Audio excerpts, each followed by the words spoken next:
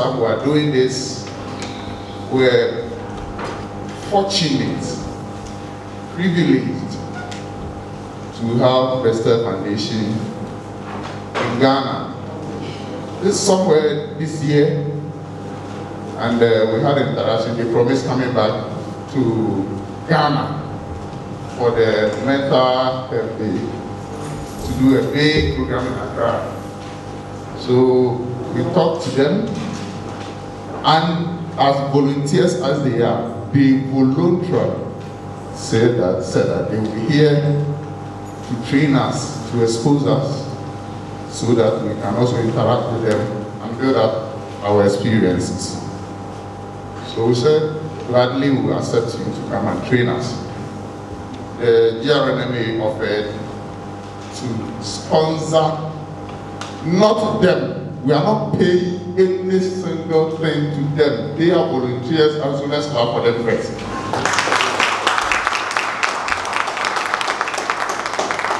And what we are paying for is all the things we will do for you, not for them, so that you don't see we pay for them. We cannot. Even the flight from UK to Ghana, I don't know whether we can pay. Just to let you also know that the Ashanti region has over 20,000 nurses and midwives who are our members. Let you know also that the Ashanti region is currently the largest region in Ghana, and we've just been overtaken, obviously through migration, rural urban migration, by the greater Accra region in terms of population. In this year's population census, we just have by some few thousand, not up to 10,000. So the Ashanti region remains the populous and the largest region in Ghana because of our peculiar culture and how we are knit together. But among this population is only 206 registered mental health nurses in the region. 206 registered mental health nurses in the region, and they are the targets. So, and we also have 60 community mental health officers.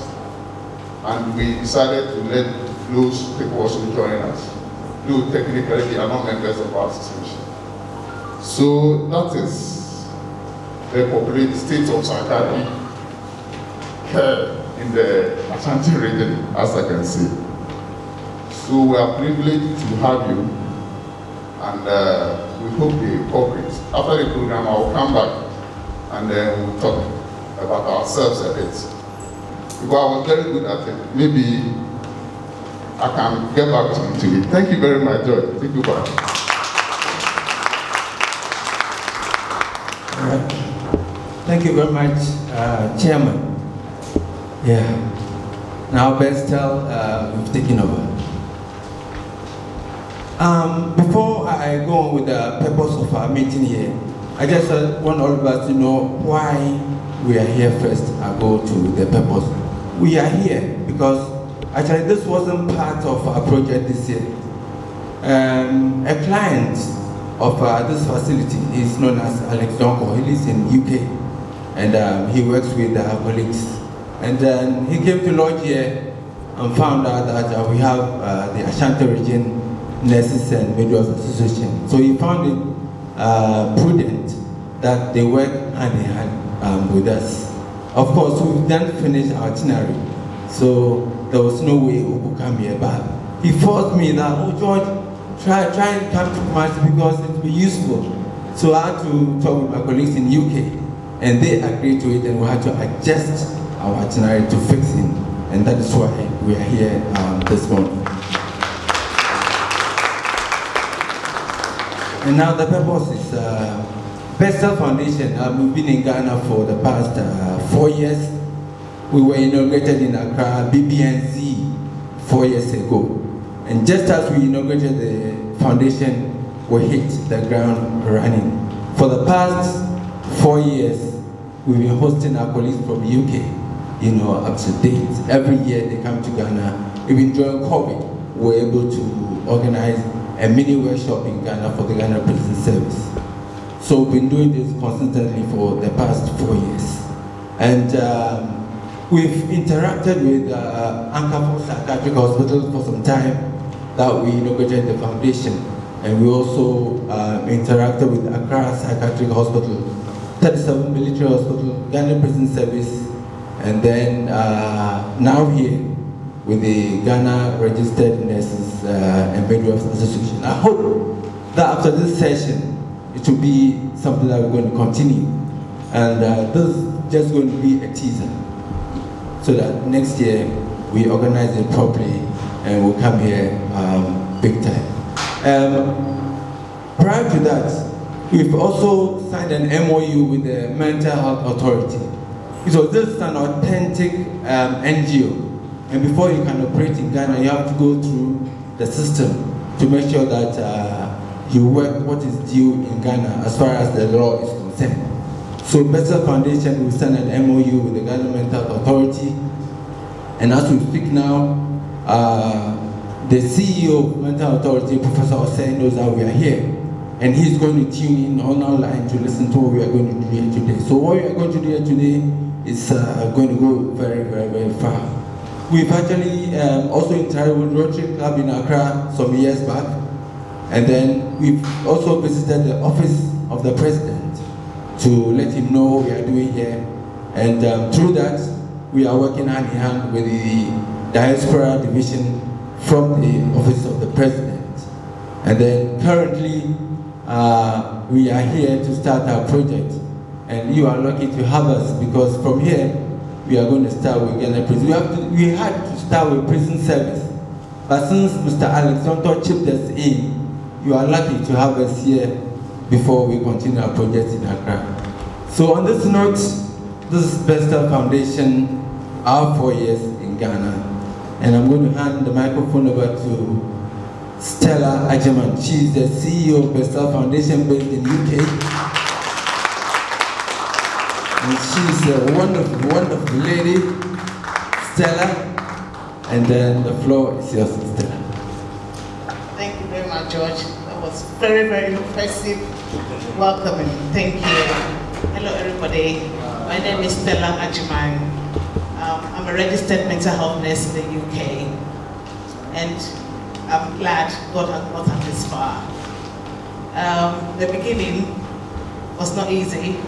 It was a dream that has been blessed, watered, nurtured, and now we are here. One person cannot do this. It has to be a collective of people who have got the heart, who want to serve, and who want to give out what they have, selflessly, without expecting anything in return. The road, or what inspired me to start this foundation. I came to Ghana many years ago, and I went to buy food. It cost me 20 cedis. And I said, hey, 20 cedis, how can anybody afford 20 cedis in Ghana? You know, those people on the street, this is not acceptable. We need to find something to do to help people. So we opened a joint so that the local people can have food to eat for 1 cedi. That picked up very nicely. I thought, oh, it's good. We can go further. We're nurses. We're mental health professionals. Let's see what we can do. So, my colleague here, Hilda, very passionate about mental health. Christopher, very passionate about mental health. We put our heads together, and with George, we said, we're going to start. We went to UK, and there is this lovely, lovely man called Peter Hessler. Peter Hessler is now our patron for BESSTEL Foundation. He is actually the ex-nursing director in one of the trusts for the NHS. He just saw our drive. He said, you know what, I'm going to attach myself to this foundation because I know we'll get far. It did not stop there. We started approaching clinicians because coming to London, we NGO, we don't have money. We cannot afford to buy our flights. We can't do anything for anybody. So it has to be people who are willing to come. So we approached the clinicians. We said, look, can you come and help us in our country? One consultant psychiatrist, Dr. Attard, just jump on it. And he's been here with us twice to help us with our project. It did not end there. I approached Dr. Chapman 3 years ago. I said, Doc, we went together in the same office. I said, Dr. Chapman, Ghana is beautiful. Just come and see Ghana. I tried to wrap her. So, just a month ago, I saw her on the lift. I said, Julia, come on, let's go to Ghana. She did not think, this is the one coming. She bought her flight, she paid her COVID, and here she is. I went to do a bank shift. You know, Ghana, this project we have to fund ourselves, we have to pay for everything. So we work morning, afternoon, evening, night, just to get money together to buy a ticket to host the clinicians. So I was doing a bank shift in one of the offices, and this lovely psychologist came to sit there to me. I started showing her pictures of Ghana. I said, would you like to come to Ghana? He said, what for? I started briefing her about BESSTEL. That same day, she made a decision. Here we are. Right. There was a consultant psychiatrist called Srisham Gupta. He is one of the well-known, experienced consultant psychiatrists. He bought his ticket to come with us, but because of the COVID situation back in London, he could not come. And he is a consultant that has attached himself to this charity. You're going to see some of his work, and he's also supporting us. Unfortunately, he's not here. He's watching us on the Zoom. Srisham, kudos to you. Thank you very much. We've also got a very experienced perinatal consultant called Dr. Justina. She was supposed to have come as well. She couldn't come, but she's also locked down to see us. Next year, trust me, they all will be coming. Now, I'm going to introduce Big Nash. One of our clinicians went to West London NHS Trust to do training. And he said, Stella, I've seen this very experienced man who is so experienced, but you cannot afford him. I said, what do you mean I cannot afford him? He said, he charges £420 an hour. I said, hey, I can't afford him more. But give me his details. He gave me the complimentary card. I went home, I prayed, I fasted. And when the time was right, I called this man. I said, Mr. Momori, you've got something that I need. You've got responsibility for your country. I wrapped him well. So he agreed to meet me in Croydon. And this is me, I dressed up on my little car and I went. Hey, I saw this man coming in for Bentley. I said, yeah, no. And then I didn't know how to start, where to start. But he turned out to be such a humble man who has passionate for the country. And he said, you know what, I will come with you anytime you want to come to Ghana, but you will not get me cheap. I will not let you get away with everything. You sort out my flights and everything else, I'll take care of it and I'll charge you nothing. And here we are. Ashiri, we really admire you for your hard work and for your dedication to BESSTEL. At the end of the training, I'll give thanks to all those other people who have supported us. The media team, the video man has been with us from the onset.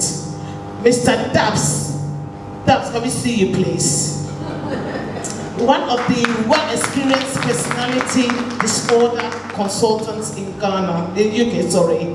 He has now decided to retire to Ghana and enjoy Ghana. Please use him for your purpose. Whenever you need him, he just lives around the corner. Let him give you all his services. He's been with us for the past 3 years, and everywhere that we go, he comes and he supports us, and he helps us with some of the trainings. Mr. Dabs, God bless you. Thank you very much. I hope I don't let anybody out. Yeah. So I'll hand the mic back to George. Yeah, let's give another round of applause. Nice one. So I think your chairman for the association, I'll still make you the chairman for this occasion.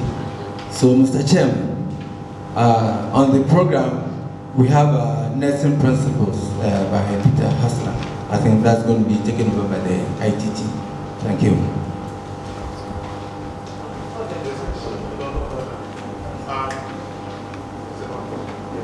Can you hear me now? Can you hear me? Okay. What we intend to do, just not to distort the program, we'll create something called a car park. Individually, if you have any questions, write it down. At the end of it all, probably your answers might be answered, your questions might be answered. And if they're not, then you'll have the opportunity to ask them. So whatever presentation goes on, if you have a question, please make note of it. And that's what we call the card part. So after that, we'll revisit the card part and all questions will be answered. Because we don't want to leave any stone.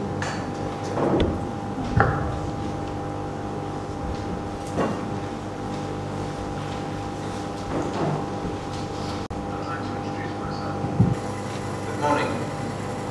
What a fantastic across Ghana together for this conference. I'd like to introduce myself. My name is Peter Hasler, and I've been working with BESSTEL Foundation for about 3 years now. I've had the privilege to visit Ghana on a number of occasions, and I absolutely love the people and the place. And I'm so sorry that on this occasion I've not been able to join you. When I heard that there was going to be a conference with nurses coming together, I was even more sorry not to be there, because nursing is very special to me. I'm trained as a mental health nurse, and I've been in healthcare for over 40 years. So I wanted to share with you something I've called my Hasler 7 nursing principles. And I'm going to share just one slide with you and go through this in some detail. So here are my Hasler 7 nursing principles. Number 1, you are a nurse 24/7. Remember that. Nursing is quite unique. Nursing and medical are quite unique in healthcare, that they have a responsibility to uphold the professional nurse. This is why, as a nurse, even when you're off duty, you have a responsibility to respond if you saw a situation that needed your nursing skills. This is really important. You must remember that you are a nurse 24/7, 360 days of the year. My second nursing principle: realise how lucky and privileged you are to be allowed into people's lives. People trust you. Privilege that you are trusted by people to do the right thing. Number 3, not everyone or anyone can be a nurse, so be proud of this. You've come into a profession that you should be proud of, and that, as I said earlier, people trust you. But it isn't a job that everyone can do. You have a unique set of skills.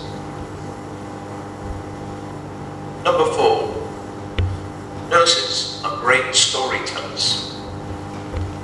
Ensure that you tell yours, you tell your story, and then people will understand that what you do is unique and special. Number 5, think every day, what have I done that has made a difference to someone else? And that might be a patient that you've looked after, it might be a member of staff that you're responsible for, or a colleague. But every day, think, what have I done that has made a difference to someone else? Nursing at its heart is about people and care and compassion. These are the heart and key to the nursing profession. And finally, good nursing practice is around you all the time. Keep your eyes open for it, and and acknowledge it and recognise it. And I think it's so important to celebrate it. So our nursing conference today is that opportunity to share that celebration with your colleagues. I hope you have a fantastic day and that my colleagues at the BESSTEL Foundation support you in making this very special event. I hope to be back in Ghana, Kumasi, in the not too distant future. Thank you very much.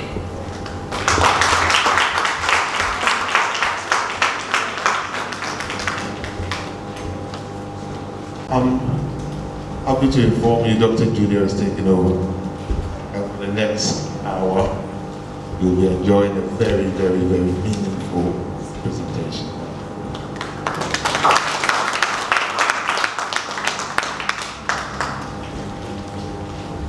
Hello.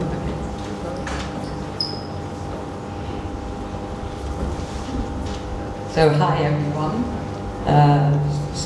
Thank you so much for welcoming us here to your beautiful country.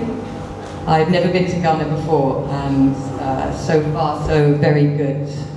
Everyone has been so friendly, so thank you for allowing us this opportunity to speak with you all today. So I'm Julia Chapman. I'm a psychiatrist for the East London Foundation Trust. I've been a psychiatrist for about 10 years, both as an inpatient and as a community psychiatrist. So at the moment I work in the community for a team that works in the early intervention of psychosis. But today we're going to talk quite generally about mental illness and mental health, and then the role of society. So what we're going to look at is initially the idea of mental health in general, and then mental illness, what our understanding is of that, and then thinking about who's responsible, what are the factors that contribute to the development of mental illness, and what's the role of society in its management, and what are the barriers that exist that prevent us from reaching the goals that we want. So, what is mental health, first of all? So I think it's very important to remember that it's more than just avoiding mental illness. Mental health is well-being, emotional, psychological, and social. And it's an integral part of health. There's no health without mental health. It's also not a static concept, so it changes throughout life, and it works on a continuum, which we'll look into in a bit more detail. So the World Health Organization defines it as, I'll read it out here, but a state of well-being in which the individual realizes his or her own abilities and also cope with the normal stresses of life and can work productively and is able to contribute to his or her community. So there are lots of things going on here, which I'll look a bit more on the next slide. So, if you look at mental health and well-being and peak mental health, it involves having a purpose in life, being able to have hope about the future, having the desire to live a fulfilling life, being able to form relationships with others, which create a sense of well-being and connection, having an emotional attachment to family and friends, being able to engage in activities, in activities that are rewarding, and having some satisfaction from work. Basic needs need to be met for your mental health to be good. So you need to have food, water, shelter, healthcare, financial security. All these things feed into a general sense of mental health and well-being, as well as having control and the ability to shape your life and the recovery, to have a say in the community and the society that you live in, and feeling and a positive self-esteem and self-respect. So all these things contribute to well-being, peak well-being. Okay. So looking at on a continuum, so peak mental health on your left is the capacity to think, feel, and act in ways that enhance our ability to enjoy life, to form relationships, to contribute to society. But everyone, all of us at any time, can have mental health issues. So stresses in life, it's not easy. And this can sometimes reduce our capacity in such a way that it interferes with our ability to enjoy life, to interact with society and our environment. So mental illness is when conditions that affect a person's thinking, feeling and behaviour, such as depression, anxiety, or post-traumatic stress. And then you have severe mental illness, which are more severe and enduring conditions, such as schizophrenia, bipolar affective disorder, and personality disorders. So, moving on to the next slide. So, in thinking about mental health, the most accepted model, because we recognise how many different factors contribute to a good mental health. So from this is developed what we call the biopsychosocial model of mental health, which you may well have seen before. And that recognises the different determinants. So the biological factors, our genetics, our physical health, diet, exercise, as well as social factors, so our relationships, our financial level, poverty, our education, work stresses, traumas, life stresses, and psychological mood, beliefs, emotions, our ability to cope in life, our resilience to stresses. So all these contribute to our mental health in general.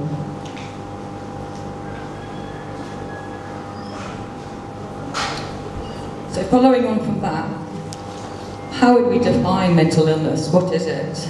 And who decides what it is? So attitudes and sort of definition can differ depending on the society or cultural. People have different beliefs and people have different ideas of what may or may not be acceptable. So it's just bearing that in mind. And over time, different perspectives on mental illness have evolved. So it used to be seen a bit more as a disease, as a purely biological function, which was very much a medical model. But that doesn't take into account all the environmental factors that contribute to mental health and mental illness. Others have criticised in the past mental illness being a way of describing deviances from a norm that society decides. So we need to be a bit careful. People have a right not to exist in the exact normal way that society may impact, and we mustn't pathologise people for having different choices. So just being mindful of that. Also, some will argue that sometimes our society isn't great. You know, particularly in the West, it's very individualised, it's very consumerist. There's lots of work, stresses, and in other places there's other stresses. So some would say that actually mental illness is a way of adapting to quite a sick society, and therefore is mental wellness. Is a good thing to adapt to a sick society. So it's just making us think more broadly and a little bit philosophically. However, understanding in the same way that mental health is based on a biopsychosocial model, so of course is mental illness. So it's really realising how complex it is, and there's many different determinants. I think it's really important as well to recognise that mental illness is fundamentally an individual experience of distress, essentially. And although it has social implications, we mustn't lose sight that there's a person at the centre of this who is suffering. So, let's do the next one. So looking at from a biopsychosocial lens, some of the determinants or risk factors for mental illness. First of all, looking at what we've just said, is mental illness or mental health, is it a choice? If it was, then we would all choose, presumably, to be mentally well all the time, but we don't. There's factors outside of our control that obviously need to be accounted for. So having a look at examples of biological, for example, factors that you may have genes that have some predisposition perhaps to developing a mental illness, but there's very rarely single genes that will define a mental illness. They have done many studies and not discovered that it is purely a genetic or hereditary. There are far more complex factors at play. So, but a family history may be relevant. Your physical health is relevant. They are interlinked. We can't just split physical health from mental health. They intuitively inform each other. So if you have poor physical health, it could lead to poor mental health. You're unable to work, you may be unable to function. Life experiences are hugely significant, particularly trauma, which could be in the form of any kind of abuse, war, loss, immigration. What we've learned, adverse childhood experiences, sometimes called ACEs, are hugely impactful of how we are able to cope later on in life of building resilience. So those early events that happen in our life can inform your mental health later. Social factors, your employment, your finances, drug and alcohol use, relationships, social networks, these can all feed into development of a mental illness. So whose responsibility is it? Is it the individuals or societies? I think, as we'll see, it's both. It's a mutual participation. So we're going to look a little bit more closely on identifying mental illness. How do we spot it? So who defines it? As I mentioned earlier, mental health disorders are conditions that affect how we feel, how we think, and how we act. So again, looking at the emotional, psychological, and behavioural or social components.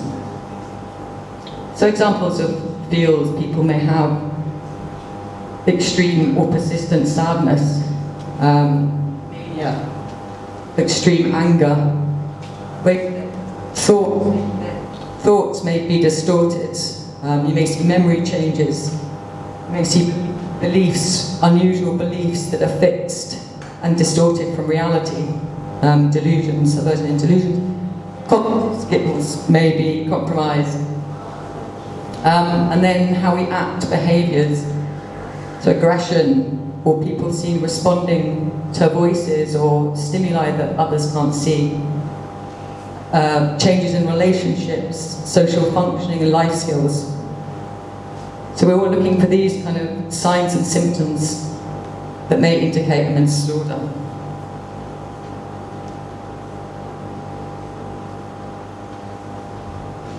So this is you don't expect to see, you could keep these for later, but I won't read through. But in identifying these signs and symptoms, what we've tried to do over time, the ICD, so it's the International Classification of Diseases, and the DSM, so the Diagnostic and Statistical Manual, which is more specific to the US, but they've grouped together, we sort of cluster or classify signs and symptoms to make a bit more sense of it and give them a diagnosis.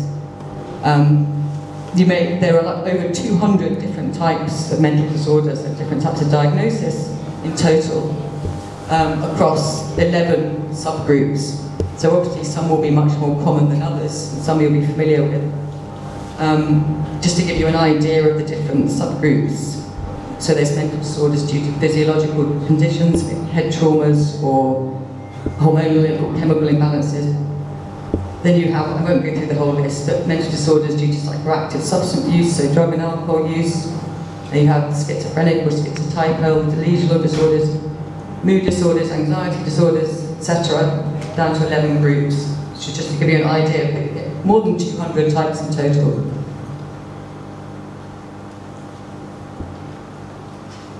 So diagnoses also try to take into account the different variables. So mental health conditions can vary a lot in severity. Some may be mild and quite common, some may be very severe or complex. Some may have onset that's specifically in childhood, for example, autism or developmental disorders. Some are quite specific, some will come on in adulthood, schizophrenic type illnesses between 60 and 35, and some are quite specific to older age, for example, dementias. Some are sort of chronicity and timeline. Mental health conditions, they can be one-off episodes. Some will be chronic and lifelong. And some will be acute episodes that don't necessarily recur. And then the causes, so there's a biopsychosocial model, but there may be different weighting on what aspect of that is causing the condition. And then the prevalence will differ, so how common they are, how frequently they present. So this is a whole topic in itself, so I'm just going to touch on it. I just want to bring out some key features in managing mental illness. So one of the usefulnesses of giving a diagnosis is it helps to inform our management. Different conditions require different treatments. So looking at acute management, for example, versus chronic management. Chronic management for those enduring complex conditions often require a recovery approach. So everyone's entitled to participate in society, so it's about getting well enough to be able to do that and to reach personal goals. I think, again, coming back to the experience of mental illness being about the individual, so should management be person-centred, thinking about what their needs are, what their goals are.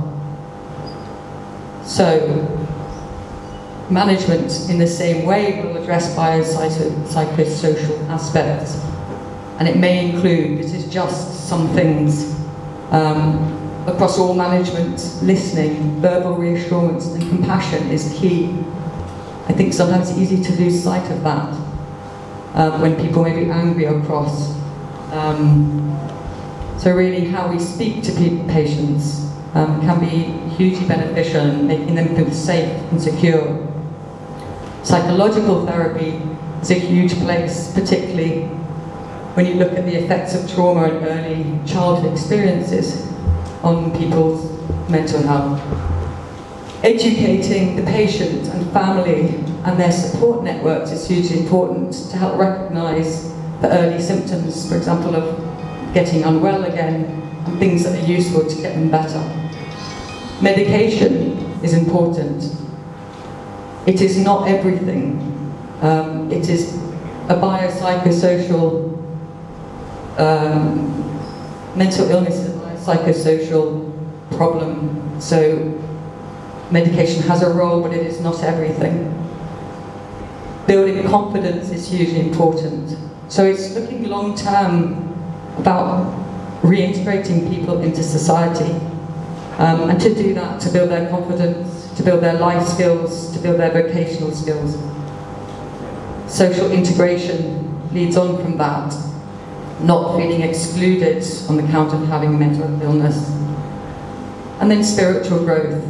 That differs in different cultures, but it's hugely important, I think, across all cultures it's there to a certain extent. And putting the last bit in, because I think restraint and seclusion should really be last resources once these have been exhausted, insofar as is possible.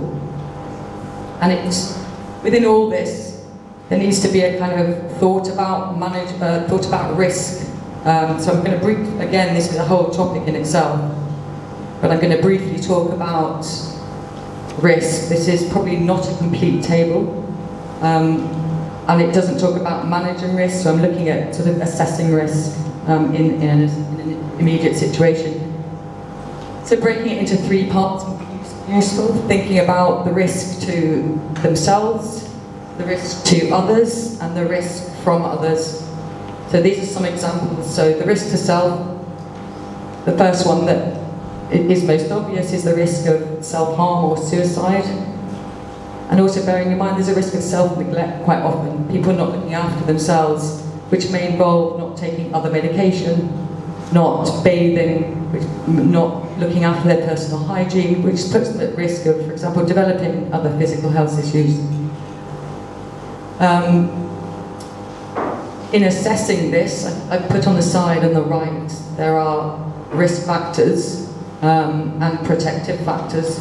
So if, for example, if you're looking at suicide, you may want to think whether this is something that they've done before, whether this is how much distress they are currently in, whether they are making comments that suggest that they may want to end their lives and that life is not worth living, whether there is a history of a mental health disorder, whether there is a family history of suicide, mental health problems. And then sometimes you have factors that can't be changed, so we know that gender and age, there are groups that are more likely to be susceptible to self-harm and suicide, and likewise social factors, so employment, unemployment, so the risk is higher. And then your support networks can be quite a big protective factor. I think that's really important to recognise how important support is to avoid these kind of risks.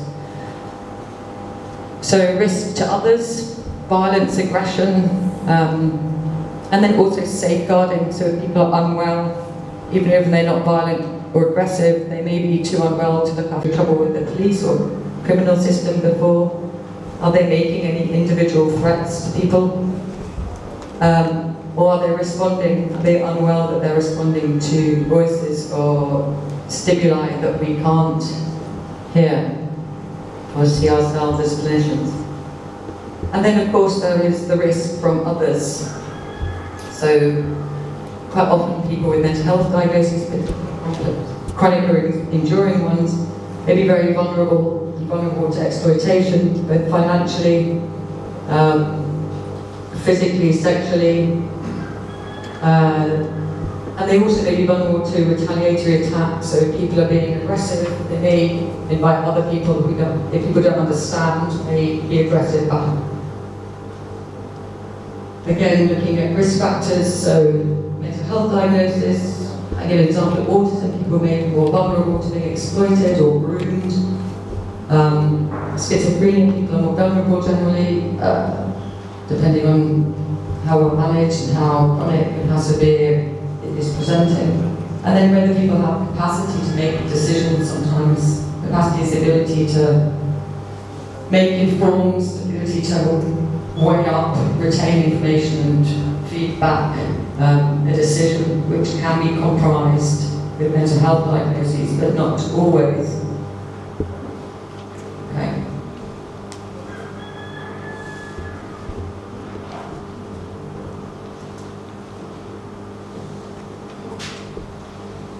Okay, so why do we care about mental health illness? Who cares and why? So why? Because it is so important. Because as we mentioned, we can't separate mental illness from mental health from your general health. To have sort of a healthy, productive society with people participating and contributing requires us to be mentally healthy. So mental illness affects all countries worldwide. It's indiscriminate of gender, race, financial status, employment status. It can affect anyone at any time. It's not exclusive. It's also very common. It's estimated 13% of the global population suffer from a mental health disorder. I've written why there, because there's a number of reasons. Is it increasing in actual terms because of changes in work politics, immigration, increased war, increased stress, changes in our general society? Or is it increasing because we're more aware of it and people are getting diagnosed more? Both of the individual and the person suffering, but also of their family and their loved ones and people that care about them. It is a huge economic loss for countries. I think the proportion of working adults, your workforce, and you're also paid to manage. So it's a huge cost. And there are some conditions that are more common than others. And we're seeing depression and suicide, anxiety and alcohol misuse, schizophrenic disorders quite commonly worldwide.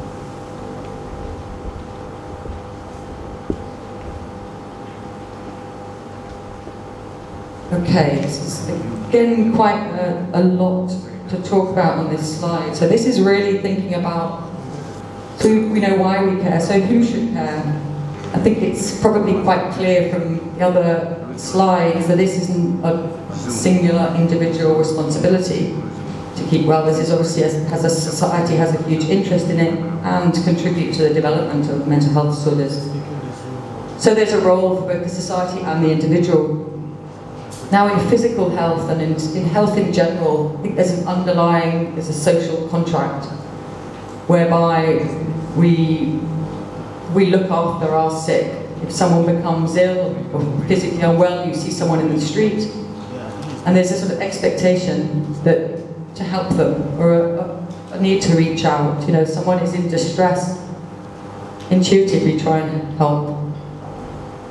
So there is the expectation then of society providing an infrastructure, a way of fixing, for example, the broken bone, of getting the patient to a hospital, of providing care afterwards. So this works fairly well on the physical health side. Sadly, I think for the mental health side, it's severely lacking. And we need to build up our social contract and the responsibility. So having a little look at the individual and the social roles, society's roles in providing sort of mental health care. So an individual, it's our sort of responsibility to try and look after our health as much as we can. So good diet, good exercise, trying to get good sleep, lifestyle measures, reducing any smoking, drinking, everything within moderation, and then looking after ourselves, self-help, making sure we have good relationships. So we have that responsibility, what we can do as individuals to look after ourselves. There's also a sort of responsibility, certainly in physical health, to be able to maybe to recognise our physical illness and seek help. And then to adhere to the treatment. So if we're treated or we're unwell or we have diabetes or something, you're expected to carry it on if you want to keep well. But we have a responsibility to take the treatment. Now this may be a little bit,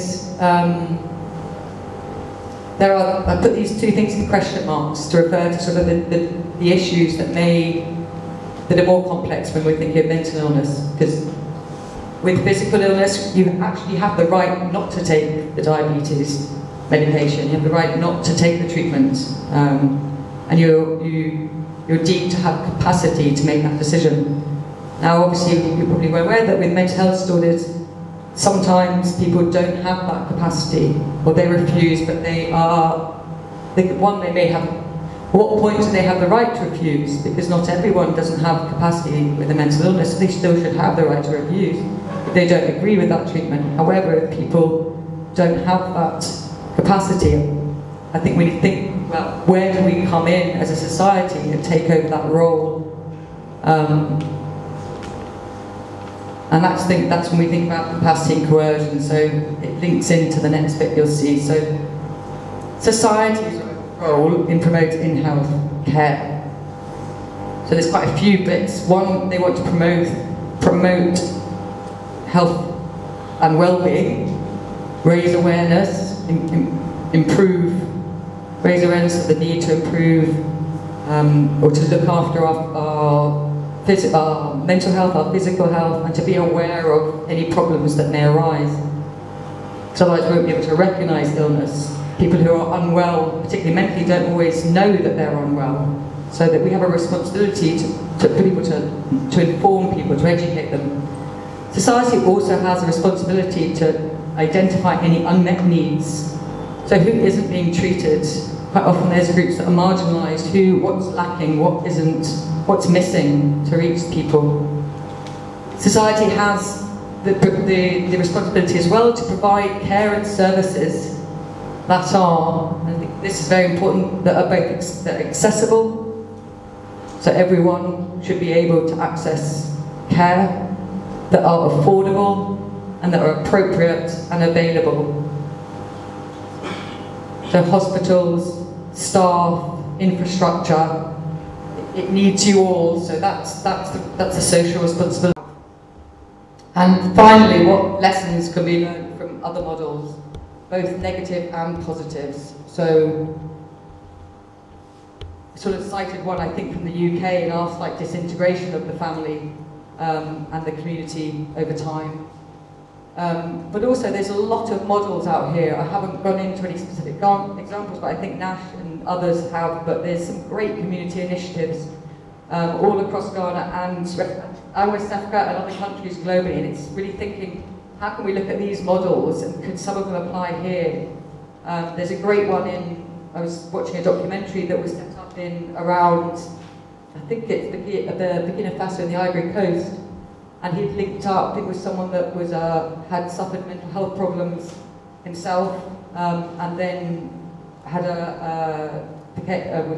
spoke with his with the religious leader where he was, and he really wanted to give back. He had a kind of moment, and he set up something called, I think it's called the Sankami Foundation, which linked up with churches and nuns, and he's worked with them to educate them to recognise mental health disorders, and then teamed up with a charity in France, a bit like Stella had linked up with BESSTEL, and they had provided some training locally on the ground and relay stations which they set up at the convents, so that nuns could identify people and then chat what is the current structure and what are the barriers. I've talked about some very general ones. Are there specific ones to here? Are there specific ones that are really difficult, and there's some more than others? And what are the resources? What is available, and how can they be capitalised? Because there's a lot of capital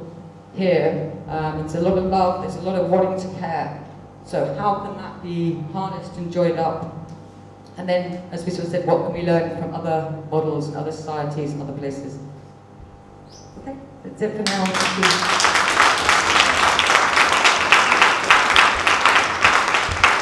Yeah. Thank you very much, Dr. Julia. Let's do it one more time for her. Thank you, thank you, thank you. Just to introduce myself first, so that you know where I'm coming from. So I'm a psychologist, both in the UK and in Australia. So in the UK, I work with children and families as a psychologist, and in Australia, I was working in a suicide prevention program. So after people have made a suicide attempt, we provided 12 weeks of community follow-up. So that's a little bit about my background. I won't bore you a whole lot, but I just wanted to let you know a little bit so that you would know where I'm coming from.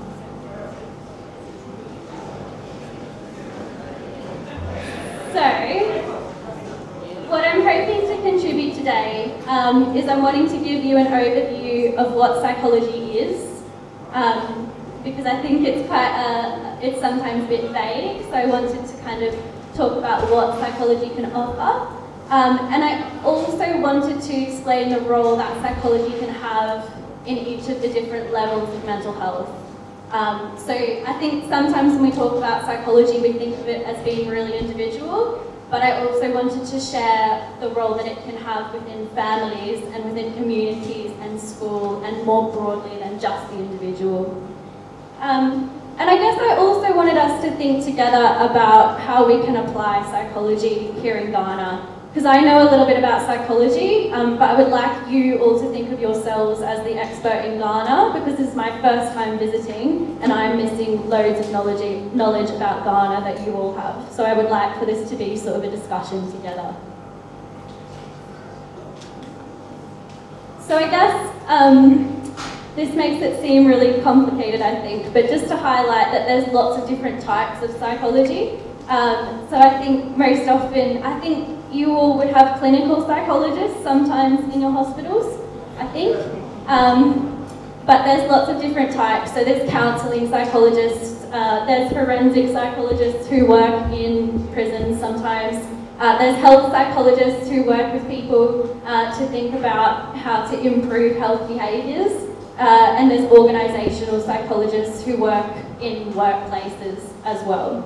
I am an educational and developmental psychologist, and so that framework is really about thinking about a person across their whole lifespan and understanding them and understanding what skills they already have and what skills they need to learn next.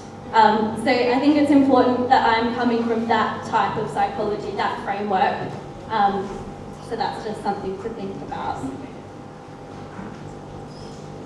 Can I make that bigger?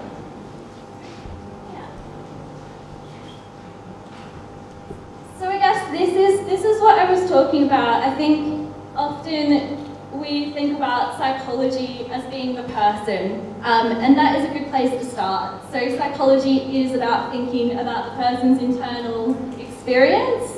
So that is their thoughts, their feelings, kind of their beliefs and the way that they take care of themselves, the way, as Dr. Julia was saying, the way they sort of take care of their own mental health and their self-care. But that individual is only one part of a much bigger picture. So I would like to kind of encourage you all to think about psychology as something that can be applied at all of these different levels as well. So there's psychology in the family, there's psychologists who can work with families to help them better understand that person's mental health and that person's needs, and also how they can support that person in their recovery journey. People often don't think of this, but schools and workplaces are a really big part of somebody's mental health as well, and they provide a lot of support in terms of giving people the needs meeting people's needs so that they can be happy and healthy. And also the local community. So I'm going to go through these a little bit more. Of course, there's the government, which we don't always think about when we think about psychology, but government policies really have obviously a lot of impact on how much access people have to resources like psychologists, and obviously other things that improve mental health. And then there's the law as well. So I'm not going to talk much about that because it's not my area of expertise. But obviously there's legislation that talks about how people get treated when they're having mental health difficulties and when they give up their kind of individual choice. So that's a really big part too. So I'm going to start by talking about psychology at the individual level. And I think the two sort of ways that psychology comes into play with an individual is that we can do assessments on a person to understand them. So assessment, I think, is just a way, a word to say to understand the person better. And we can do interventions. So we can do things with them in an ongoing way to help them improve their kind of mental health and understand themselves better. So I think the first thing I always do when I meet a person as a psychologist as part of my assessment is to do a timeline of their life. So starting right the way back from when they were little and kind of moving through their life as well. So thinking about what their early life was like,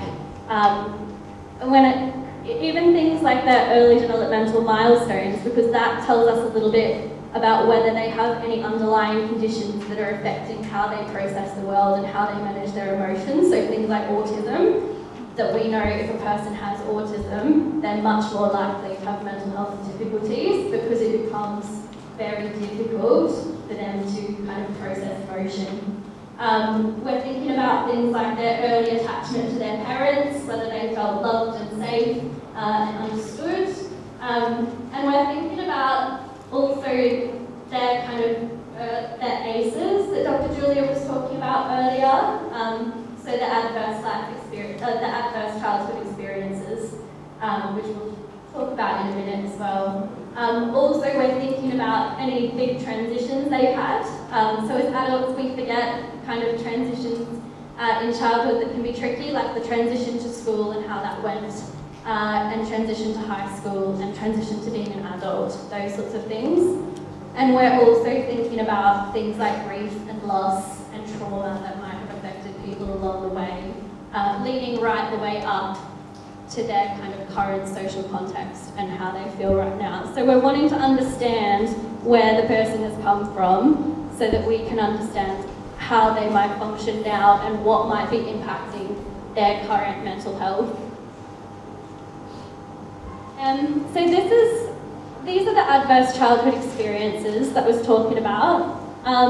And we know that the more adverse childhood experiences people have, the more likely they will be to experience mental health difficulty, but also physical health difficulty. And we know, so these are things like experiencing violence or abuse or neglect when they're small, even just witnessing violence, so even if they weren't the recipients of it, and also kind of having losses in family, like losing family to suicide, or having a parent who had a substance misuse or a mental health difficulty as well. Or even just having parental separation that kind of changed the family dynamic and was a difficult experience for the young person. And we know that having 4 or more of these can put a person really significantly at risk of developing mental health difficulty that requires intervention. So it's really important to understand that in the person's timeline, whether that has happened for them. And it's estimated that, I don't have statistics for here in Ghana, but in the US it's estimated that about 21 million cases of depression could be avoided if we had avoided these early childhood experiences that were adverse. And obviously they're also really expensive to the government and stuff as well, and to families in terms of pain. Then I think a really, really important thing to do when you're working with individuals as a psychologist is to think about a person-centered goal. So I think when we talk about mental health, we're often thinking about symptom reduction. As professionals, as nurses, as psychologists and doctors, we can fall into thinking about how do I reduce that person's depression symptoms? How do I reduce that person's anxiety symptoms? How do I make their behaviour easier to deal with? But what we actually need to be thinking about for sustainable change is the person's goals. What do they want? Why is that important to them? And how will it make their life better in a more meaningful way? And if you address those goals, more often than not, the symptoms will reduce as well. So I guess an example might be, people sometimes say, I want to feel more in control of my choices when I'm upset so that I don't hurt myself and so that I don't damage my relationships with other people. So that's an example of a person-centered goal, but obviously that's going to differ depending on who you're talking to. And you're just wanting to make it really individual to that person and really get to know them and what matters. And I think also with those goals, just thinking about the fact that we don't need to totally meet the goal. None of us ever totally meet our personal objectives. We just want to help them step in the right direction, because people don't need a psychologist for the rest of their life to work on their mental health difficulties. They might need a psychologist to put them in the right direction. And then people are resourceful and wonderful and have lots of inner strength. They can continue the journey by themselves without professional input. And there's other ways, I think, to measure mental health symptoms in a meaningful way. I think this is really important. We do need to measure symptoms, and I'm going to show you that in a second. But I want to really emphasize how important it is to measure outcomes in a person-centered, meaningful way. So this is called the outcome rating scale. And that you probably can't read that up there, but it says, looking back over the last week, including today, help us understand how you have been feeling by rating how well you have been doing in the following areas of your life. So where marks up here would be you're really happy, and marks down here would be it's going really poorly. And so it's asking to think about individually within yourself, within your close relationships, within your work or your other vocational or community things, and overall. So I guess it's just a way of thinking, like another way of thinking, what does this mean to the person? And then we have sort of our symptom checklists, which are the things that I think we more commonly use, I think particularly in nursing and psychology. This is often kind of where we start. And these are measuring kind of early symptoms. This one is measuring stress, anxiety and depression, and it's measuring quite early symptoms. So it's things like, I tended to overreact to situations, or I found myself getting agitated. So those are just ways of sort of measuring that there might be stress or anxiety going on. And you will all get a copy of these slides so that you can kind of refer back to the questionnaire, but I'm not going to go through it now because that would be very boring for you all. And then I think it's also understanding how much self-care the person does to take care of their mental health. Because this is a really big part. It's not just about addressing what's going on inside their internal experience, it's also about how are they taking care of themselves so that they can stay well. So this is called the Healthy Mind Ladder. It's by a doctor called Dr. Dan Siegel, and he sort of put together these as all of the things that you need to do to kind of stay well. So there's downtime, which obviously is having time to rest and not put too much pressure on yourself. There's time to focus, so you might get that when you go to work, you're really focused on what you're doing. There's playtime, so doing things that you enjoy just for their own sake. Reflection or time in, so thinking about, and that's where psychology comes in, it's only one part of it. It's thinking about what do I need to work on to improve my situation. Connecting time, really important, and that is connecting meaningfully with the people around you. And I would say that here in Ghana, from what I've learned so far after just a week of being in here, you guys are really good at this one. Compared to the UK, you connect in communities, you connect with the people around you. There's lots of time for connecting here. I think it's a real strength that you have here. And I think it's really important to keep in mind because we don't do that anywhere near as well as you guys do in the UK. And then obviously things like the physical things that you guys would know lots about, like exercise and sleep. As nurses, I think you know lots about that.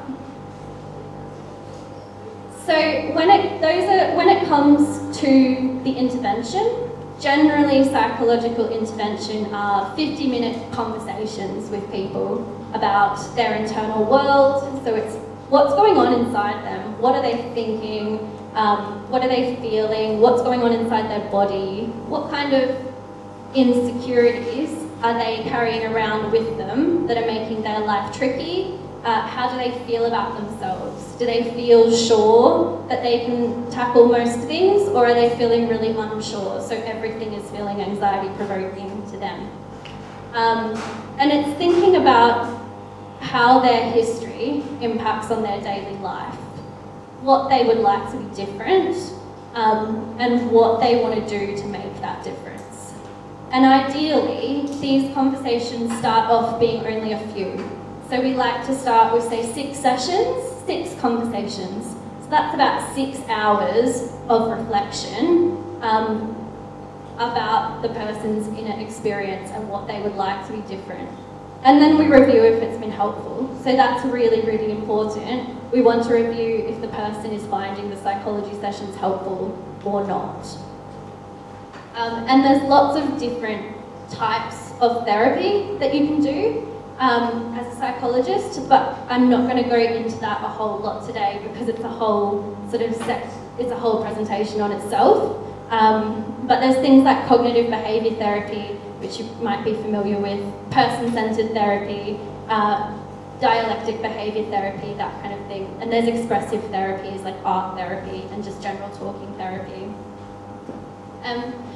But a really, really important thing to keep in mind is that the research shows us that it actually doesn't matter which one of those therapies your psychologist chooses.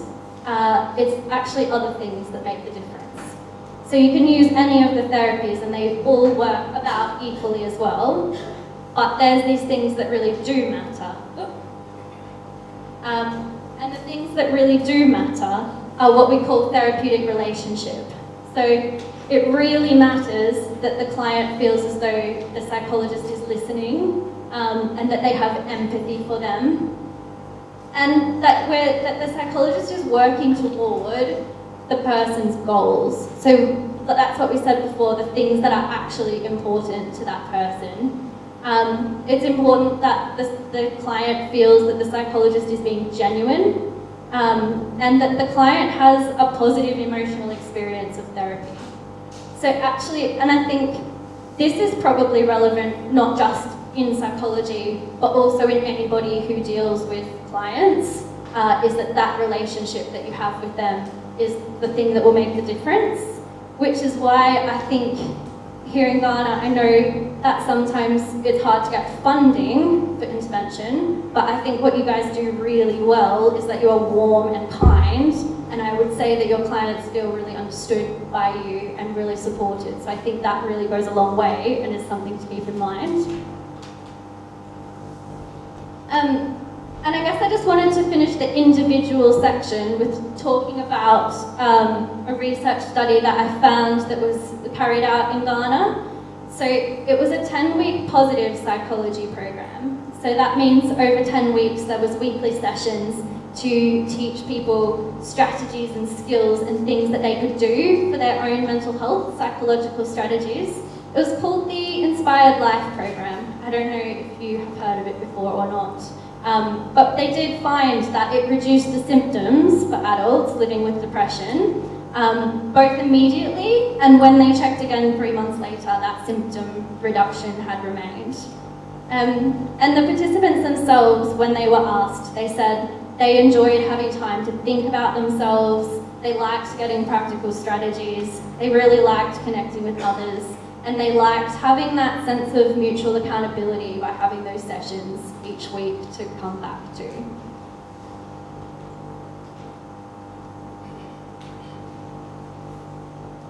So I was going to take a little bit of a break, but I think we need to push through so that you can have a proper break shortly.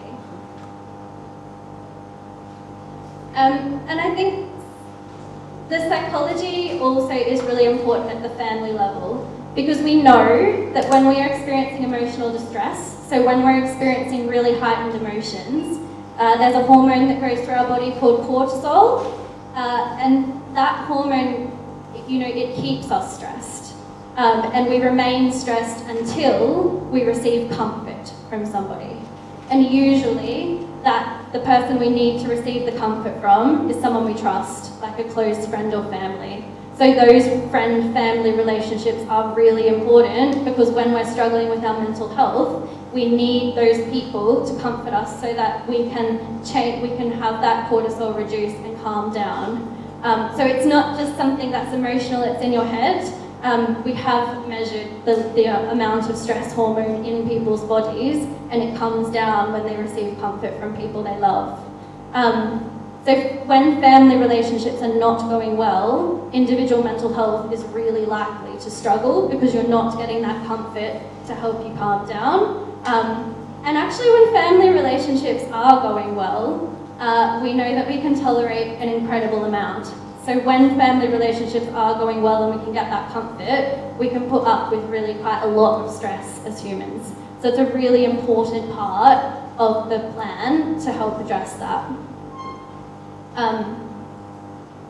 Yeah, so I won't go into this loads either, but it's just thinking about the fact that there's therapies that psychologists can do to help family relationships. So there's family therapy, there's couples therapy, there's organising individual psychological intervention for someone else in the family if that is needed.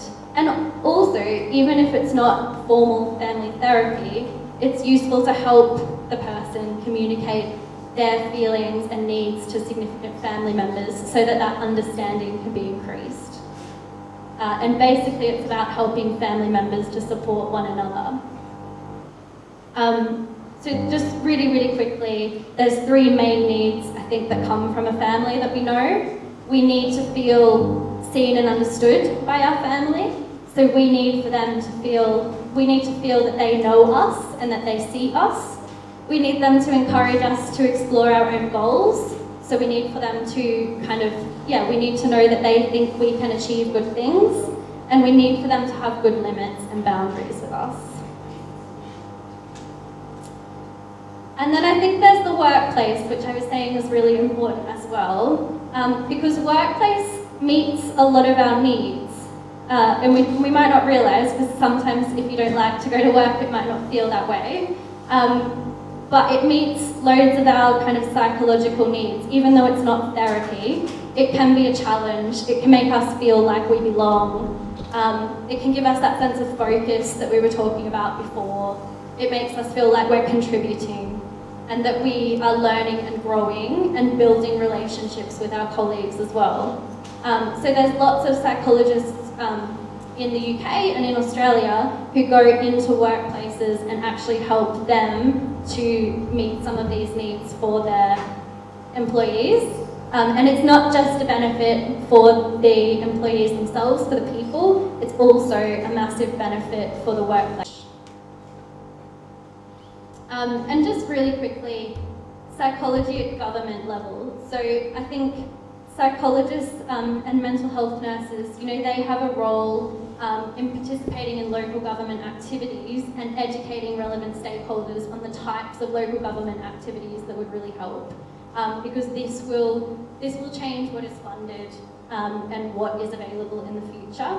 And I think we have a role in emphasising actually the benefit to the government in investing in mental health. So when you invest in mental health, then you don't have to spend a lot on acute mental health later on. And again, it's sort of the same. It's sort of the same for the law, really, is that we have a role in educating lawmakers to make laws that protect people's mental health and give them access to really good resources.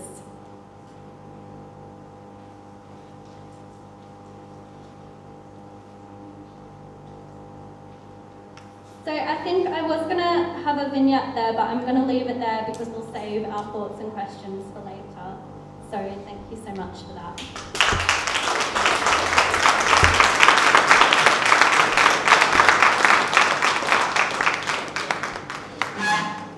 Yeah, that's Laurie. Let's give her another round of applause. Yeah, thank you very much, Laurie. Yeah, I think at this juncture, I think we can retire for coffee break if the protocols are ready. After that, we're going to have Mr. Nashiru